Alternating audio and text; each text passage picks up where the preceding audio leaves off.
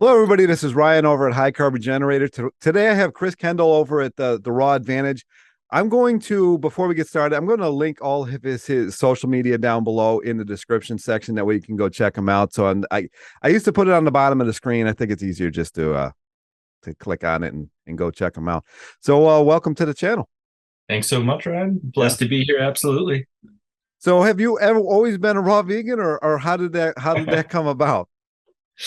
Well, for a second, I was going to say I wish that I had, but I mean, I feel very blessed by my entire upbringing and everything that I've come through. And if I keep on looking down, I apologize. It's because I have a curled up kitty in my lap Oh, with a cone around her head, and she needs some super TLC. So occasionally, I'm just good kitty, just petting good yeah. kitty back here. But no, definitely, I didn't grow up as a raw vegan. I do know some people who, from conception to birth to, their teenage and adult years, have been raw vegan. Oh, But wow. myself, I've been into raw food since '99. I first kind of got exposed and started really adding a lot more fruits and vegetables to my diet. And in 2004, I made the plunge and went 100% raw. So it's been just over 18 and a half years now. Wow. Wow. And how did that come about? Were you always a healthy eater, or did you, no? No, no, definitely not. I was a teenage dirtbag, self-proclaimed. In my teens, skateboarding was my life. It still really is. I love skateboarding. It's what I've been doing since I was 5 years old in 1985. So I'm 42 now, and yeah, when I moved out at 17, I was on a $2 to $3 a day budget, eating McDonald's, smoking the cheapest like butts that I could. We're actually, me and my friends, we'd pitch in and get, they were called beaties, Danish beaties. They're mini kind of leaf cigarettes from India, 'cause they're super, super cheap. Yeah. And Smell like eating great. rice and just garbage stuff and drinking all the time. Buzzing through that, really it kind of, when I got a little bit more money, it was fast food and alcohol and packs of cigarettes a day. And that's kind of when I found yoga, and then I found kind of raw food, and that totally changed my paradigm and started about a 4.5 year transition from being the grossest guy I could, eating the slimiest, greasiest, smokiest stuff that I could, and then going into high raw vegan and then raw vegan. Did you ever try something like Starch Solution or Raw till 4, or was it just more trying to get to raw? It's funny because the first book that really hard impacted me was called Fit for Life. And it outlines a high carbohydrate, raw focused diet, but it also goes all through the whole gamut of, still including some animal products, food combining, high raw, all raw. But when I first read that, it didn't kind of click in my mind like all raw. It just really what clicked in my mind was, lots of fruit, lots of vegetables, eating the fastest digesting stuff first, food combining, and just adding more and more plant foods into my diet. So that's really what I did. And I didn't really have the goal of specifically going raw, but over about a 4.5 year period of just research and application, it just kept on leading me more and more and more there until it was undeniable. And I felt like I had to give it a go. Yeah. And so do you eat mostly fruit, or is it a combination? Because I know you say you try to stay high carb, so there's not a whole lot of carb in leaves. Do you do you try to eat mostly fruit? Well, it's funny. When people hear what I eat, they would assume that it's mostly fruit. Uh, and I eat a lot of fruit. I would say my diet definitely is predominated calorie wise by fruit. So I might be getting anywhere from 80 to 90% of my calories from fruit, which is a lot. Like it's, ranging from 8 to 12 pounds of fruit a day on average. Oh, wow. But I also eat a lot of vegetables, more than most people, even more than most people who consider themselves on just a vegetable based diet. Because a lot of it is leafy greens and, high water content foods like cucumbers or tomatoes, which are, technically fruits, but Yeah. in the kitchen, most people treat them as vegetables, right? So, and I'm usually eating, when we count those, like greens and cucumbers and tomatoes. Often I'm eating anywhere between minimum like 1 pound and often up to 6 pounds plus a day, which volume wise can be just as much volume as my fruit. So Yeah. calorie wise, definitely fruit, but volume wise, it can be pretty even. Now, do you ever add sugar to your fruit because it doesn't taste as good anymore, or are you just completely against doing that kind of thing? Well, I wouldn't say that I'm against that. I mean, to me, it doesn't really make a ton of sense. But I can understand it in the sense of if you realistically couldn't get fruit that was satiating enough and sweet enough that you enjoyed eating it, or if you're exercising to the degree that you can't get enough calories easily enough without, expanding it past your digestive capacity to add in some sugar. But I've never found that to be the case in the 18 years I've been a raw foodist. And I've been super active. I've eaten up to 6,500 calories a day, and just eating fruit, and never had a hard time. But I mean, I've become a verified fruit hunter. Like I go out there, it almost feels like I have a divining rod, and I'm just like like going to the good stuff. I'll pass by a whole bunch of garbage, and if I'm not sure, which sometimes I get stumped, I'm not a perfect divining rod, Yeah. but if I get a little stumped, I'll ask for a sample, I'll test it out and hope for the best. And I don't shy away from the sweet fruits, So like I eat a lot of bananas. I blend a lot of dates. I don't really recommend just eating dates as snacks, but I blend dates into smoothies and sometimes into sauces if I want it to be sweeter. I have a big jackfruit in my fridge right now, and I generally am trying to get the best quality sweet fruit that I can, so that I'm not craving sweet at all. Some people ask like, "Don't you miss desserts, or do you like Yeah. raw vegan desserts?" It's like I eat desserts all day, man. Like I have no extra craving for sweet, you know? Did you ever come at this as a overweight person, or were you always just kind of slender? I've always been pretty slender because since I was like 5 years old, I've been super, super active. I have gained weight, like before I went raw, I was normally around like 185, around that weight, Mm. pounds, I guess like 78, 79 kilos. And then when I first went raw, I went down to like 155. I didn't really understand the concept of caloric density, and I was eating a lot of watery foods and just not Yeah. eating enough over a period of time. But once I got the hang of it and started eating enough calories, I usually would float up to about like 175, 180. But I've also put on muscle mass and got up to 200 pounds, technically actually 198, just on a high fruit based diet. Mm. And early on, when I was before I actually went fully raw, but I was eating high raw, I had a period of time when I lived up north doing seismic, working for the oil industry, Oh, and wow. there was very limited amounts of fruit. Like every month they'd bring by one case of bananas to share between 30 people, and I'd try and take 10, and people would be like, "What the heck are you doing? You can't have that many bananas," and like Yeah. freaking out at me. And I ended up being pretty depressed and eating a lot of French fries and something in Canada we call poutine, if you know poutine. I've heard it. Uh, I don't know what it is. I've heard people mention it though. Yeah, and I got up to like 200 pounds, but that wasn't muscle. That was, kind of a little bit more than muscle. And Yeah. but other than that, like for me, 200 pounds of muscle, I just look a little buffer. 200 pounds of not muscle, I look like I got uh, couple extra rolls in places that aren't normally there. Yeah. Now, a lot of raw people like to do juicing. Is that part of your? Oh, you do a lot of juicing. No, no, I was actually just scratching my cat down Oh, here. yeah. So do you She's do a cute. lot Here, of I'll just give her a little bit of airtime so she doesn't get jealous here. Her name's Snooter, neuter? and she's a very lovely cat, but she is right now Uh-oh, about to has the bite you. cone on, unfortunately. But juicing isn't really much of a part of my diet. When I first started learning about health and nutrition, I was always pointed towards whole foods. As whole foods being the most nutritious for us, and that fiber is a huge component in healthy foods and has a really big role in health and digestion and absorption, and controlling the rates things are absorbed and this and that, right?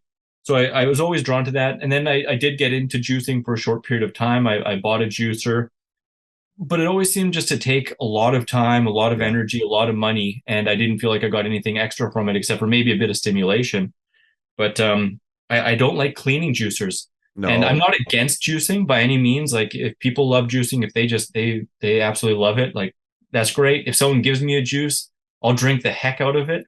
If someone made me juice every day, I'd still totally drink it. It's just if it comes down to me buying it, juicing it, cleaning it, I'd way just rather make a smoothie or eat the whole fruit. Yeah, I get it. So you do a lot of smoothies, or do you like to? Because I actually notice when especially when I do raw vegan, the more smoothies I make, the worse my digestion tends to get. So do you make a lot of smoothies, and does it worsen your digestion? Um, yeah, I do use smoothies a fair amount. I mean, I wouldn't say that every single day it's guaranteed I have smoothies, but I'd say probably most days of the year I at least have one smoothie. I do also love eating whole foods and just eating straight as is, or otherwise making kind of like blended salads or fruit soups and stuff that have some stuff blended and some stuff just chopped up. Amazingly, I swear to you, when produce is amazing, and it doesn't matter if it's cucumber, tomatoes, bananas, mangoes, figs, whatever it is, the better it is, the less likely I'm to do anything with it. Because I Yeah. find when it's amazing, you can't beat just biting it. Like an amazing tomato, biting it is going to be 1,000 times better than putting it into a sauce. Yeah. But if it's okay, I'll blend it up. If I'm in a rush, I'll blend it up. If it's okay, maybe I'll add some other flavors to it and flavor match to create a recipe or something different. But I don't normally notice that my digestion isn't as good when I use a blender. But that said, I have since the very beginning been a big proponent of food combining. And also more recently, I've been utilizing something called a vacuum blender, Oh, which did you? Oh, you like it? I mean, I've been wanting to get one of them things. they're awesome. They're awesome. I Yeah. mean, I love Vitamix. I've been a Vitamix affiliate for like 12 years. I still have a Vitamix, and we bought a blender container that fits on the Vitamix. Oh, that's what you I did. Yeah, but before that, actually, I had purchased two separate just vacuum blenders from like Amazon. For one was like $150, and the other one was $99. Yeah. And I played with both of them. Unfortunately, both of them stopped working, and that's when I instead bought the vacuum container for the Vitamix. And I love it. I mean, it does make a big difference in terms of flavor and texture. Things keep better.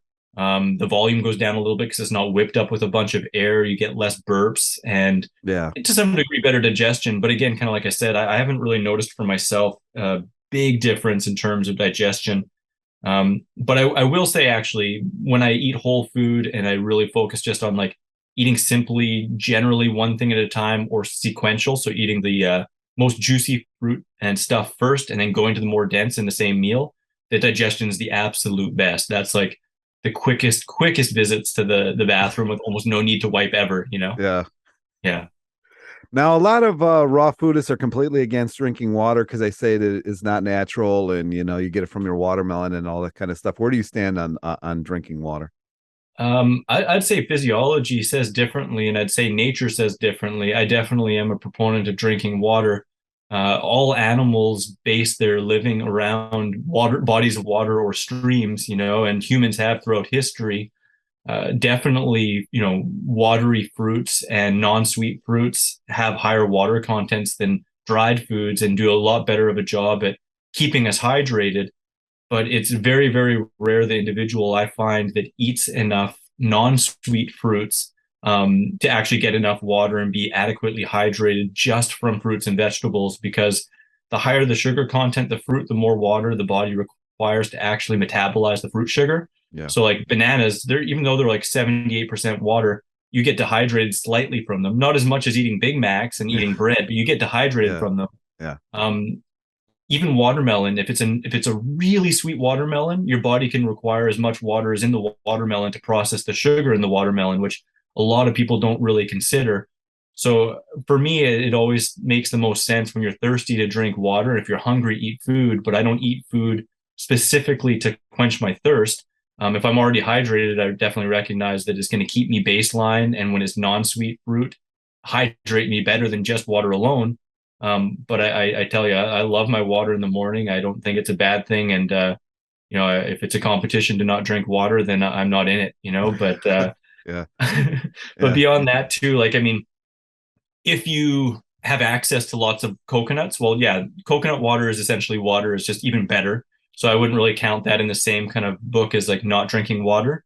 And if you do eat a lot of tomatoes and cucumbers and lots of lettuce and non-sweet fruits, stuff like that, then your water needs are drastically going to go down. Yeah. Yeah, I'm actually growing tomatoes right now, and I do notice the more of them I eat, the more hydrated I get. I do like that effect. And actually, my dad grows a bunch of cucumbers, so so amazing how much better they are when you just pick them, eat them. You know what I mean? It's yeah, they're like the best water sticks around. They're so Yeah, damn good. Like talking about mineral water, that's what cucumbers are. They're like the easiest thing to pack in your back and just yeah, go around and eat them. And man, when they're good, they're good. Like they're I good. actually Yeah, just had six tonight. yeah. I ride a lot. I cycle a lot. And I'll go out into the middle of nowhere, but there's a bunch of Amish people there, and during the entire summer they got cucumbers for sale. And man, Yeah, I'll go with money. I'll buy like their entire thing, put it in my pack on my bike, and I mean that with water, it's so amazing. It's just so absolutely, man. amazing. Yeah, Yeah, you got that, and you got a bag of dates, and you're good for days. yeah. All right. So why exactly raw and not doing like at least starch? I mean, are you completely against starch, or is it just because of recovery? What's the why just 100% raw?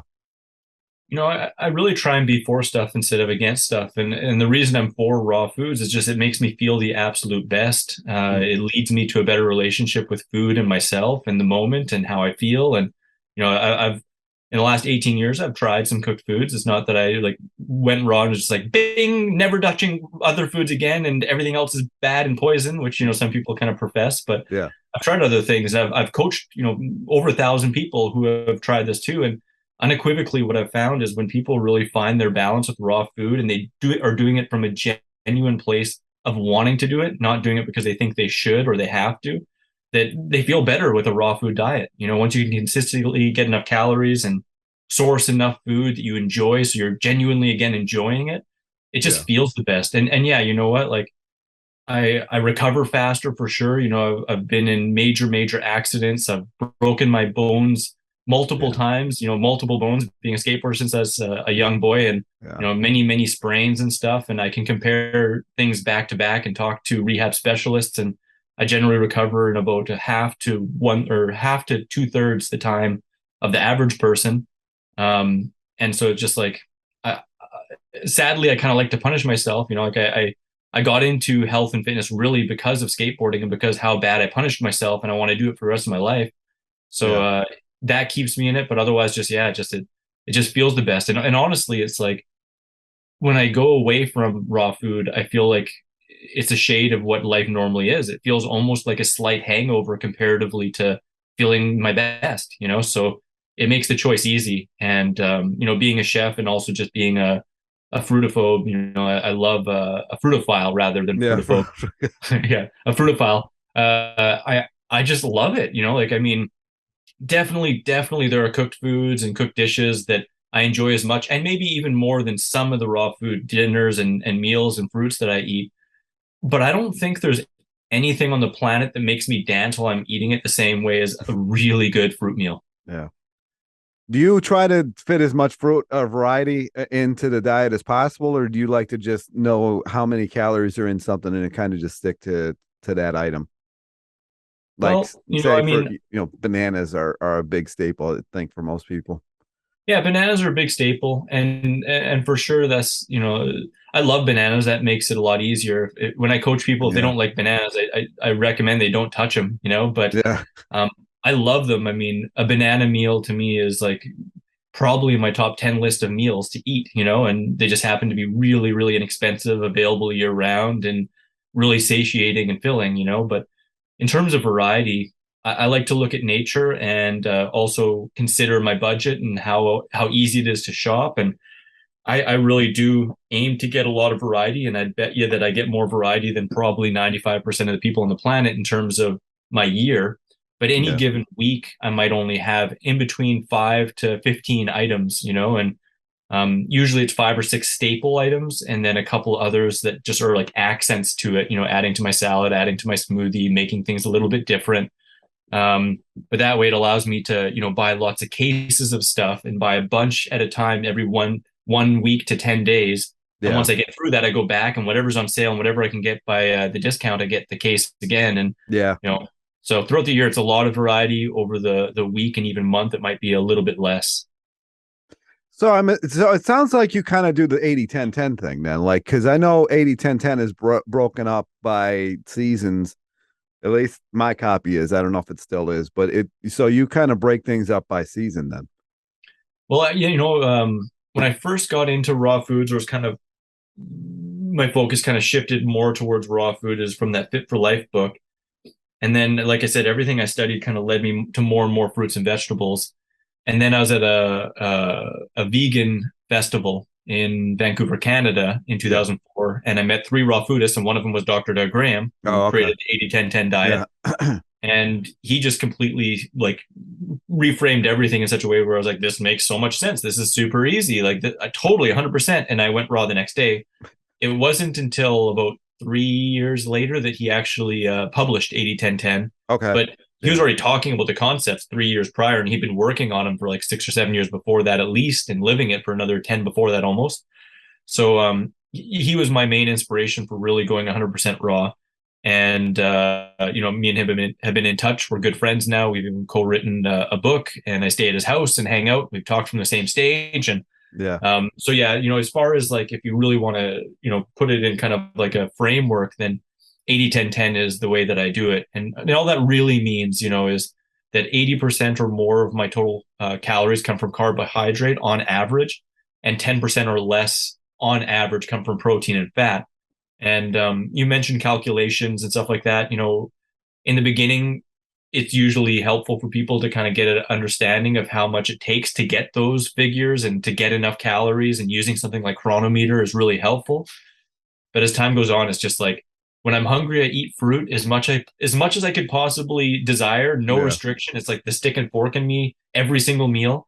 And if I don't feel like fruit, then I go for vegetables. And it automatically kind of works out. It's not something that I need to calculate or think much about. It's just when you're getting most of your calories from fruit and eating enough greens so that you don't feel like you're craving salt, and eating enough of the fruit veggies and stuff that you're feeling balanced, then boom, you're automatically kind of in those parameters.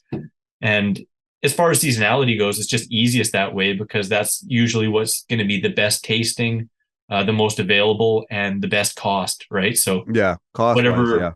cost wise, yeah. So when I say in season, I mean, sure, it'd be ideal to be in the tropics in some ways, but I personally actually like to be in a more temperate or subtropical climate. And right now I live in Sweden, so Yeah. for me, seasonal is really what's in my hemisphere, and that's usually how I teach it. It's like if you're in the northern hemisphere, well, your seasons are going to be based on those kind of seasonal fruits, and if you're in the southern hemisphere, they're going to be on the opposite, kind of based on those fruits, right? And so that's kind of the way it works for me. Or you likely don't know my story, but I was 405 at one point, and Damn, I congrats, might man. include some of this. And actually, raw foodist is actually what's who saved me. I Yeah. just how I got started on this is I used to live in Philadelphia, and I got off at this train station in Lansdale, Pennsylvania. Oh, It's I know huge. where you're going. I Yeah, know where you're going. do you? Yeah, I do. So it's a huge hub. And Arnold, do you know Arnold? I know Arnold well. Yeah, Arnold's awesome. Arnold's way in Okay. Lansdale. As soon as you said Pennsylvania and Philly and Lansdale, I was like, I know where you're going. Okay, yeah. I've done talks at Arnold's Way, and Have I've been you? there. Oh, yeah. Yeah, All right. So my ex really didn't jive with him, so I didn't go there that often. But yeah, when I did go, it was awesome. It was so cool to meet these people. yeah. But one of the issues that I struggled with the entire time I was raw, and most of my weight loss actually did come from raw, but I realized just this week that it was because of how much hydration I was having and not 100% the raw. Not that I'm saying if somebody wants to go raw that it's not that, Yeah. but I've been overhydrating this week and everything is just it's been crazy. But one of the issues I had was I was cold all the time. And is that something that you run into with your, consultations or clients or whatever? Yeah, and myself too. And by the way, just kudos. That's huge. That sounds like a big transformation. And it's cool to Yeah. have kindred spirits and then also some shared connections and stuff like that. That's Yeah. really fun. Yeah. But yeah, with body temperature, I actually have a whole book that me and my friend Ted Carr wrote about that specific subject. But realistically, most people within the first year, year and a half, they really experience a drop in their feeling of their temperature and just how they feel in terms of just warmth in general, and Yeah. there's good reason for that. One, kind of like you said, when your hydration level goes up, well, it requires more energy to increase the body temperature of your entire body because you're a higher level of hydration and water takes a lot of energy to heat. And there's another thing that I can't say I know is 100% substantiated, but what I've been taught basically is that most people on most diets are running a slight fever just because it's been observed when you eat cooked foods, or especially foods that have been cooked in ways that contain, toxic substances, which usually is like baking or barbecuing or Yeah. really high temperature stuff with processed foods. It causes reactions in the body that basically cause like an overreaction and produce more heat and a rise in the temperature. So most people on a raw food diet sit somewhere between about a half of a degree or a little bit more at a lower body temperature than most people on other diets. And because of that, you feel a little bit cooler than you normally do. So what I've found is the easiest way to kind of combat that is to, one, in that first year, year and a half, maybe even a little bit more, especially if you live in a cold climate, it might be one or Yeah. two winters, to dress a little bit warmer, right? Especially when it's cold, have a couple extra bed sheets and stuff like that, or blankets, to up the exercise to improve circulation even more. Some people really like to drink hot fluids. So like when I was working Okay. in Canada in the winter, because I'm from Canada, and Yeah. some of my years raw, I worked outside minus 40-degree weather, and I would bring like hot Gatorade. So I Is just that Fahrenheit or Celsius? Celsius. Negative 40 Celsius? Yeah, some of the jobs I worked at, we didn't close down until it got below minus 45, and I'd be outside 14 hours a day sometimes. So Wow. I've definitely been in it, and I can say it gets better, but like hot drinks, like blending even herbal teas or hot water with dates and carob or cacao powder to make like warm hot chocolates. And some people like to use hot peppers. I love hot peppers, or ginger, in their Yeah. meals to kind of heat stuff up. It kind of revs you up, but all that stuff kind of lends to getting one used to it and increasing your body heat in a more natural way.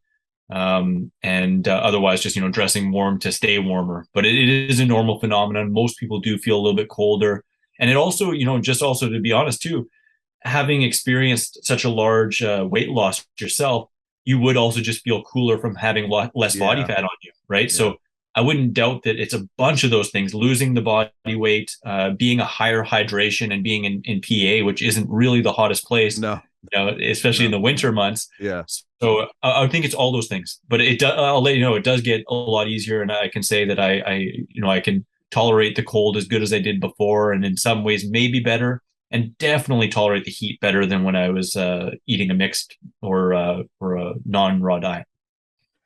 And another thing, I don't know if you know who Dan the Man is, Life Regenerator. Yeah, no, I know Okay. him too. I know him pretty good. Okay. He claims that if you eat like a salad or something, or like any kind of raw food before you eat cooked food, you don't have that inflammatory effect that might cause your body to raise temperature. Do you think that's accurate? Well, at the very least, I haven't seen any studies that specifically go on that, but I do know that including raw fruit or raw vegetables or fruits, it has a higher level of certain nutrients that, one, can slow the absorption of sugars and can, just help with higher antioxidant levels, and just in general give you a higher dose of vitamins and minerals and stuff like that. So I don't know if I can substantiate exactly what Yeah. he's saying. I haven't seen any literature on it, so I don't want to make any claims, Yeah. but it definitely doesn't hurt. And in fact, it definitely has a lot of benefits from including raw at every meal, no matter what, if you eat all raw or high raw or just a leaf or two. Better to Yeah. have a couple Yeah. leaves with your cooked meal than not. Yeah. All right. One question. What is one fruit that you think that everybody should have to try? And it's like a rare fruit. Now I'm not talking like a banana at the grocery store. What is that fruit that everybody should try? I'll give you two because both jumped to my mind. But the first one that immediately came to mind was durian. We talked about it a little bit Yeah, earlier. there, It's, yeah, it's behind me. It's the king of fruits. It's the highest fat, highest protein fruit on the planet. It's high in sulfur, so it has a little bit of an eggy smell and can even have kind of a slightly oniony taste, again, due to that sulfur content. But sulfur is very important for a lot of it is. detoxification Yeah, pathways. It's a very great nutrient, which isn't super abundant in most fruits or vegetables, except for the alum family, like the onions Oh and no. garlic and Yeah. stuff like that, and some cruciferous and stuff like that. But it's amazing. And when it's good, it literally, no joke. I know you know this, but the audience doesn't know it. Yeah. When it's really good, it seriously tastes like the best custard or the best Yeah. vanilla pudding or the best caramel pudding or the best almond pudding. I've had durians that, no word of a lie, tasted like a mix between Cool Whip, like the exact flavor of Cool Whip, with like a freshly like fresh vanilla cream custard. Like, Wow. it's like insane. And it is, when I'm eating good durian, I say this is like, I'm like, it can't get better. This is the best food on the planet. And yeah, there's a million applications for it beyond just eating. It's beautiful. But if I was going to say one other fruit, then I would also say cherimoya, which Oh, 100%. it's like, 100%. just like I said, when I'm eating a good durian, I'm like, this is the best. It can't get any better. Well, I Yeah. say the same thing with cherimoya. And if I could only have one in crazy abundance, I'd probably pick cherimoya, because Me too. I'd rather eat more pounds of cherimoya. But Yeah. durian's like sensual. It's something that you need in your life. And it's like, when you have it, it's just like, oh my God, but I wouldn't want to have it every single day. But Yeah. cherimoya, I could probably have Every like, day. Yeah. I could probably have it every day, or at least a quarter of the year or a third of the year every day, like in a crazy abundance. It's so good. The The only Mother problem Nature's beautiful though. is it's like $10 a piece or $15 a piece here. That's the Yeah, one issue. it depends where you are, right? Like, I've been in Los Angeles, and they have like amazing cherimoya from Santa Barbara, where I was getting it for about $2 a pound. And so I was buying like 30, 40 pounds at a time, like every week or two, and out here in Sweden, I've been able to find it for the best price I found it actually was about 29 kroners. That's about $3 a kilo. So that's about $1.50 a pound.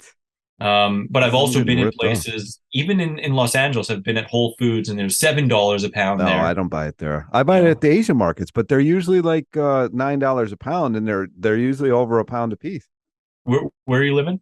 Cleveland, Ohio now. Ohio, no. Yeah. I haven't been there, but yeah, depending upon where you're at, and they are kind of trickier for shipping and stuff like that, so they can get pretty expensive. And Yeah. what I found is usually the big ones are higher price per pound, and the smaller ones are a little less per pound. So if you can find the smaller ones, and even ask the people who buy them if they can order smaller sizes for less money, Yeah. then maybe you can buy them by the case. But it's yeah, that's the breaks of, depending on Yeah. where you live. Certain different fruits can cost way more, and sometimes they cost less in other places. Yeah. All right. And in closing here, if anybody's actually interested in doing this, I know you do consultations. So maybe tell everybody a little bit about that, and we're just going to close it out here. Sure, man. Thanks so much. I really appreciate you bringing me on here, and all these Yeah, this fun has been a lot of questions, fun. and the Yeah. fun connections. And if it's sparked anything, anyone, you can go to my website. It's therawadvantage.com. I got like, I don't know, I've been doing this full time for almost 13 years now. I have hundreds and hundreds of posts, and I have them all categorized. It's super easy to find well over 100 free recipes and tips and tricks and interviews with tons and tons of people. All the people we mentioned are interviewed in there, some multiple times. I have a free raw food app, so you can get a lot of stuff. So I just want to put all the free stuff first, because maybe that's all you need, is just to get running. But if you need an extra hand of help, or an ear to talk to, or anything like that, I offer consultations by donation over Zoom like this. I also have month coaching packages, 3 month coaching packages, and an entire online course called the Raw Vegan Lifestyle Success System, which is a 10-week full blown holistic course. That's what my training's in. Registered holistic nutritionist, raw food lifestyle coach, and raw chef. That's my spiel. But it's all at the Raw Advantage, and I'm all over social media, YouTube, Instagram, TikTok, blah, blah, blah, blah, blah. All over the place. You can find out a bunch, and connect with me anytime. I love sharing this and helping people grow with this. It's changed my life so much, so I love to see it affect others. Yeah. Perfect. So if I get enough questions down below directed towards you, maybe we'll try to get you back on here, and then we'll answer the questions if that's good with you. Sounds great, man. Yeah, no, I love to go into any of it. Simple, controversial, complex. I've made it my life's mission, and to dig deep and to connect with as many people living this lifestyle for long term. So I feel really blessed, because I've got to hang out with, under their feet, beside them, and at festivals, from people living this lifestyle for anywhere between like 10, 20, 30, 40, 50 plus years. Wow. So it's definitely a blessing to share that with others. Perfect. Perfect. All right. So again, I put all of his links down in the description section down below. Go to subscribe, follow, whatever it is on that platform. Subscribe, like here, and we will talk to you next time. So, guys, thanks so much, Ryan. Thank you.